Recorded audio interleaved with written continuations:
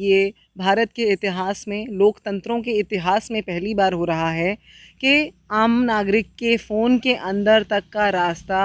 भारतीय सरकार ने, जो रक्षक है हमारे अधिकारों की, दिखा दिया पेगासस नामक एक सॉफ्टवेयर को, जो आपके फ़ोन के अंदर अगर प्रवेश कर जाए तो आप अपने शयन कक्ष में अपनी पत्नी के साथ क्या गतिविधियां कर रहे हैं, आप अपने घर में बैठकर अपने बच्चों के साथ, परिवार के साथ क्या गतिविधियां कर रहे हैं, किसी मित्र के साथ क्या गतिविधियां कर रहे हैं, आपके फ़ोन के अंदर से कौन से बैंक के ट्रांजैक्शंस होते हैं, आपके आजकल सब कुछ ऑनलाइन है, सारी चीज़ों का डिजिटल इम्प्रिंट एक्सेस, ये शब्द ध्यान रखने योग्य है क्योंकि फ़ोन टैपिंग और डिजिटल इम्प्रिंट एक्सेस में ज़मीन आसमान का अंतर है। जी हाँ, आपने जो कुछ भी सुना है वो बिल्कुल सही है। पेगासस स्पाईवेयर सॉफ्टवेयर ऐसे ही काम करता है। देश में जिस जासूसी प्रकरण पर बवाल मचा हुआ है वो दरअसल फ़ोन टैपिंग नहीं बल्कि डिजिटल इम्प्रिंट एक्सेस है। इस संबंध में हमने बातचीत की है सुप्रीम कोर्ट में अधिवक्ता और हरियाणा प्रदेश कांग्रेस कमेटी के प्रवक्ता महिमा सिंह के साथ। इस पूरी खबर को देखिए और अपने कमेंट्स इस पर ज़रूर करें और अगर आपको खबर अच्छी लगती है तो इसे शेयर ज़रूर करें। नमस्कार रणदीप जी, ये जो विषय है बहुत गंभीर विषय है, चर्चा का विषय है। इस देश के हर नागरिक के निजता के अधिकार का हनन हुआ है, जिसे संविधान के अनुच्छेद 21 के अंदर गारंटी किया गया है। ये भारतीय सरकार का दायित्व होता है कि वो हर नागरिक की निजता के अधिकार की सुरक्षा करे, उसका संरक्षण करे। लेकिन यहाँ तो हमारी सरकार ने ही एमनेस्टी इंटरनेशनल की एक रिपोर्ट की अगर बात मानी जाए तो हमारी सरकार ने ही हमारी निजता के अधिकार का व्यापार कर लिया जब उन्होंने पेगासस नामक एक सॉफ्टवेयर को अपने देश के अंदर, क्योंकि एमनेस्टी इंटरनेशनल की रिपोर्ट बताती है कि इज़राइल की एक कंपनी NSO जो है वो इस सॉफ्टवेयर का निर्माण करती है और वो सिर्फ़ और सिर्फ वेटेड गवर्नमेंट्स को ये सॉफ्टवेयर देती है, यानी वो सरकारें जो उनके पास जाकर के इस सॉफ्टवेयर को ख़रीदने के लिए बात करते हैं। तो ये सॉफ्टवेयर ला करके उन्होंने न सिर्फ हमारे माननीय नेता राहुल गांधी जी के फ़ोन के अंदर डाल दिया इस रिपोर्ट के अनुसार, बल्कि हमारे जो भूतपूर्व CJI हैं, मुख्य न्यायाधीश हैं देश के, रंजन गोगोई जी, फिर जो हमारे उस समय इलेक्शन कमिश्नर थे अशोक लवासा जी, और अपने ही सरकार के 2 केंद्रीय मंत्री और ऐसे ही और न जाने कितने लोग जो है उनके फ़ोन के अंदर इस सॉफ्टवेयर को डाल दिया। ये सॉफ्टवेयर क्या करता है अगर आम भाषा में इसको समझाया जाए, बहुत से लोग कहते हैं कि फ़ोन टैपिंग करता है, या फ़ोन टैपिंग तो पहले भी होती है देश की सुरक्षा के लिए या आतंकवाद के ख़िलाफ़ लड़ने के लिए, ये सब ज़रूरी होता है। लेकिन दरअसल फ़ोन टैपिंग और डिजिटल इम्प्रिंट एक्सेस में ज़मीन आसमान का अंतर है। ये भारत के इतिहास में, लोकतंत्रों के इतिहास में पहली बार हो रहा है कि आम नागरिक के फ़ोन के अंदर तक का रास्ता भारतीय सरकार ने, जो रक्षक है हमारे अधिकारों की, दिखा दिया पेगासस नामक एक सॉफ्टवेयर को, जो आपके फ़ोन के अंदर अगर प्रवेश कर जाए तो आप अपने शयन कक्ष में अपनी पत्नी के साथ क्या गतिविधियां कर रहे हैं, आप अपने घर में बैठकर अपने बच्चों के साथ, परिवार के साथ क्या गतिविधियां कर रहे हैं, किसी मित्र के साथ क्या गतिविधियां कर रहे हैं, आपके फ़ोन के अंदर से कौन से बैंक के ट्रांजैक्शंस होते हैं, आपके आजकल सब कुछ ऑनलाइन है, सारी चीज़ों का डिजिटल इम्प्रिंट एक्सेस, ये शब्द ध्यान रखने योग्य है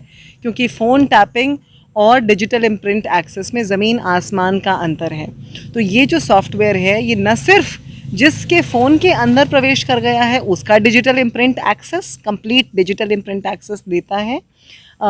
इस सॉफ्टवेयर के अधिकारियों को, बल्कि उस व्यक्ति से जुड़े हुए तमाम जितने भी लोग उसके साथ नियमित तौर पर टच में रहते हैं, संपर्क में रहते हैं, उन सभी के फ़ोन तक पहुंच सकता है। ये एक हैकिंग सॉफ्टवेयर है और उसके माध्यम से आपसे जुड़े हुए आपके परिजनों का, सभी का डिजिटल इम्प्रिंट एक्सेस सरकार तक पहुंचा सकता है। अब ऐसा सरकार क्यों करना चाहती है, उसके पीछे सरकार की क्या मंशा है, ये तो सरकार ही बेहतर बताएगी, लेकिन वो बताने से सरकार ने मना कर दिया। जब लोकसभा के अंदर मॉनसून सत्र के अंदर तमाम विपक्षी पार्टियों ने सरकार से जवाब मांगने की कोशिश की और ये पूछा कि आप ये ऐसा आपने क्यों किया, आप क्यों लाए इस देश के अंदर। तो उनका एक ही जवाब था कि यदि आपको शिकायत है तो आप जाकर के एफआईआर कीजिए। अरे आपको चुन कर के वहाँ बैठाया है, आपसे यदि हम सवाल नहीं पूछेंगे तो कौन सवाल पूछेगा। तो उनको सीधा सीधा बोल दिया कि आपको इसका कोई जवाब नहीं मिलेगा, यहाँ पर इस पर कोई चर्चा नहीं होगी। लोकसभा में इस पर चर्चा करने से सीधा सीधा मना कर दिया। इसी वजह से परसों सारी विपक्षी पार्टियों को ऑल ऑपोजिशन पार्टीज़ मीट करनी पड़ी, जिसके अंदर ममता बनर्जी शामिल थीं, जिन्होंने अपने प्रदेश के अंदर तो कमीशन बना कर के इस पर जांच के लिए जारी कर ही दिए हैं आदेश, जिसकी अध्यक्षता justice retired Madan B Lokur करेंगे, जो जस्टिस गोगोई के साथ उस प्रेस वार्ता में शामिल थे, जिस प्रेस वार्ता में जस्टिस लोया की जो एक मिस्टीरियस डेथ हुई थी उसके ऊपर बात करते हुए जस्टिस गोगोई ने कहा था, यदि आज हम चुप रहे तो कल हमारा ज़मीर हमें जीने नहीं देगा। लेकिन किस प्रकार उनके ऊपर ही एक सेक्सुअल हैरेसमेंट का केस उन्हीं की एक एम्प्लॉई से करवा दिया गया और फिर उसके बाद उसका भी फ़ोन टैपिंग पे रहा, उस पीड़िता का भी, और उससे जुड़े हुए कम से कम दर्जनों लोगों का फ़ोन ये डिजिटल इम्प्रिंट एक्सेस में रहा, टैपिंग पे नहीं। पेगासस उनके फ़ोन में भी है, ऐसा भी उस लिस्ट के अंदर आया। और उसके बाद उस प्रेस कॉन्फ्रेंस से 360 डिग्रीज़ का टर्न लेते हुए ऐसा देखा गया कि उन्होंने बाद में तमाम बड़े फ़ैसलों में, चाहे वो बाबरी मस्जिद का फ़ैसला हो, चाहे वो आधार का जजमेंट हो, चाहे वो ये जो जितने भी बड़े फ़ैसले हुए, उसके बाद देखा गया कि वो सब सामने आए। तो एफआईआर करवाना या दूसरे अधिकारियों के पास जाना, ममता बनर्जी जी ने retired justice Madan B Lokur की मदद से उनको अध्यक्ष बनाते हुए इस कमीशन का गठन किया है। हालांकि रणदीप जी, यहाँ एक जो चिंता की बात है वो ये है कि अल्टीमेटली उसकी इन्वेस्टिगेशन के लिए एनआईए के पास ही आना पड़ेगा, नेशनल इन्वेस्टिगेशन एजेंसी के पास ही आना पड़ेगा। अब वहाँ पर केंद्र सरकार जो लोकसभा में कह रही है उस पर चुप्पी साधे और कह रही है हम इस पर कोई बात नहीं करेंगे, वो तब कितना कोऑपरेशन देंगे वो तो तब देखने वाली बात होगी। लेकिन आज ममता बनर्जी जी ने एक शुरुआत की है। हम ऐसी आशा करते हैं कि इस लोकतंत्र की सुरक्षा के लिए और प्रदेश सरकारें भी ऐसा कदम उठाएंगी, क्योंकि ये सिर्फ राहुल गांधी जी की सुरक्षा का सवाल नहीं है, ये सिर्फ जो है वो भूतपूर्व सीजेआई की या